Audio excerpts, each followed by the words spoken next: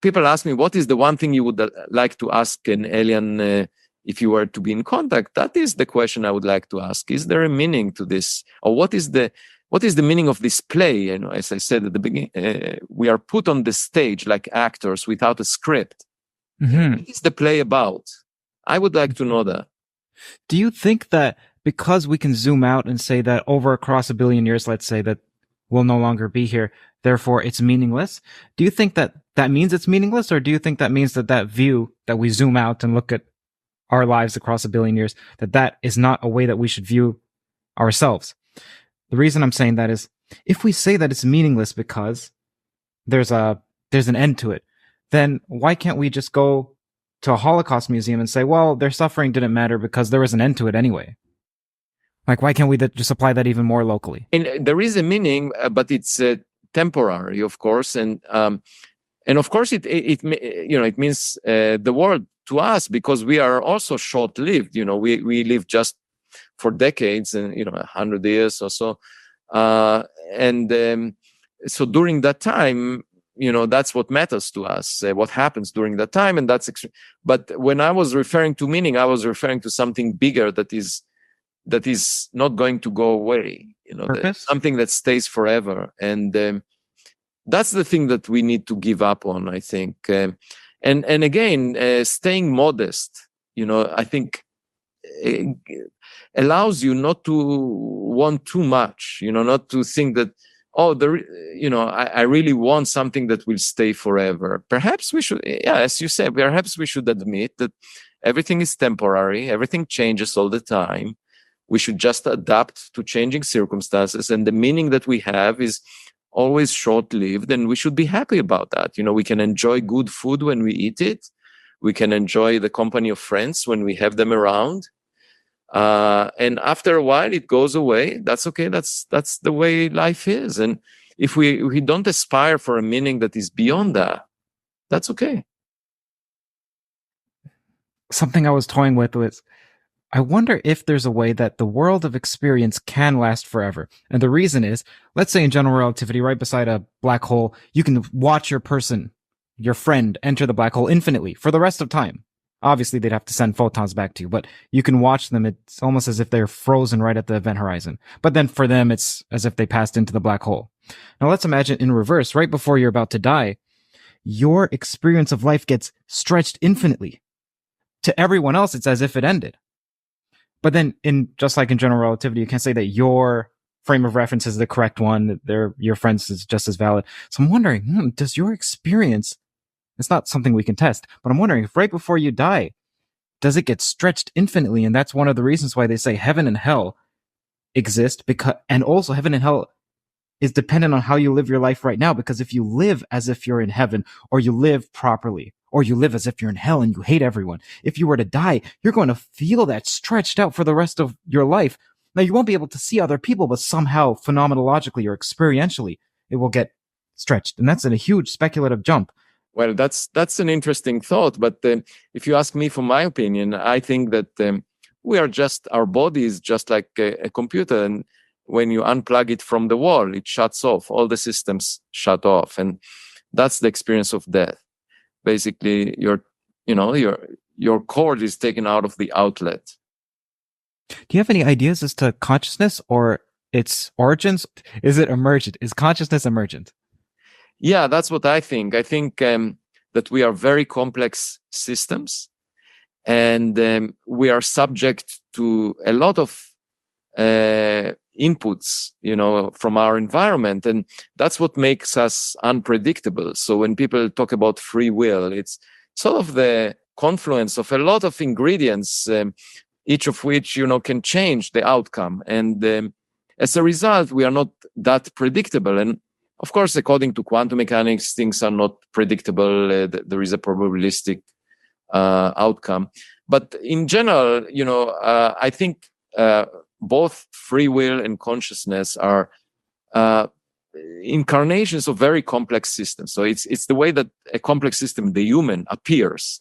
But it doesn't mean that the building blocks of making a human are anything different than, the physical elements that we know about. You just put them together in some way, and you get phenomena like consciousness, by which we mean that the system itself recognizes that it exists and acts based on the feedback that it gets from reality. But in principle, I can imagine us constructing entities that will behave the same way in the future. Robots that are sufficiently advanced with AI and so forth.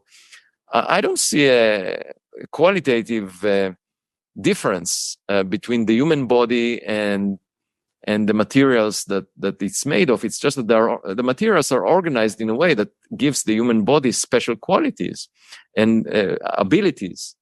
But when we die, it's just like taking the computer cord out of the outlet. I'm sure you've heard of the hard problem of consciousness. That is, how can we get experience from what's fundamentally not experiencing? Do you have any ideas as to that? You mentioned, well, when you have a system looking at itself, but then that's self-consciousness. I'm just referring to experience in and of itself. Yeah, because the experience is being sensed by our body. And, our body can play tricks on us and can give us senses that do not really exist outside of the body, and they are just self-created. So you can imagine phenomena like that. But it's all related to physical processes that are happening. Do you believe that there are wormholes or stable wormholes? Possibly aliens are using them? No, at the moment, there are people suggesting how to construct wormholes, how to perhaps build time machines, but all of these suggestions, again, are highly speculative because we don't have a quantum mechanical theory of gravity, and without it, these ideas may not hold water. So let's put it this way: we have no way of designing an engineering project to build either a time machine or a wormhole. The current knowledge is very sketchy, and the proposal that we have in various papers are all very speculative. As for the fine-tuning of the universe, do you have any inklings as to why it is the way that it is? Do you take Lee Smolin's evolutionary black hole model? No, I think that the conditions we have in the universe were dictated by how it started, around the Big Bang. And so, just like cosmic inflation tries to explain various facts, once we have a quantum theory of gravity, we'll figure out where the universe came from. What is the womb that the umbilical cord of the universe was connected to? And that would explain to us why it has the properties that it has. So rather than guess it, I would rather go to that womb that created the universe and ask, what are the reasons that we have the conditions we have? So you believe that we can derive the fundamental constants in some way? Potentially, yeah. If we figure out what happened before the Big Bang using a quantum theory of gravity, perhaps once again, what we find in the universe will be emerging out of those conditions, early conditions, and the theory, and the unifying theory, which we don't have at the moment. Before I get to audience questions, the last question I have, well, two. I want to know what you think is the difference between wisdom and intelligence. And then I wanted to know what you thought of Wigner's friend's thought experiment, or the thought experiment of Wigner's friend. I'm sure you've heard of it, about the collapse of the wave function. Yeah. So first, with respect to intelligence and wisdom, there is a very big difference between them. Wisdom is the ability to identify the essential elements necessary to answer questions and learn about the world. So it's a way of improving the efficiency of us figuring out the truth, and someone that is wise gives you a shortcut. You can be very intelligent and just examine all the exits from the highway. Many of them would lead you into bad neighborhoods. But if you are wise, you will try to figure out which exit is the right one. And so intelligence may be an essential skill in pursuing science, and you can become a world expert in a particular niche, just like taking an exit from the highway. And that exit, you can become the world expert. But it's not necessarily the niche that matters the most. And if you are wise, you can figure out which niche matters the most. If you enjoyed this toe clipping, then the full video is linked in the description. You should also sign up for Toe Mail, which is again in the description and the pinned comment. You'll receive immediate access to all exclusive updates from the Theories of Everything podcast. It also helps me communicate directly with the core toe community. You'll also receive my top 10 toes. Think of it as the intellectual version of Quentin Tarantino's Obsession.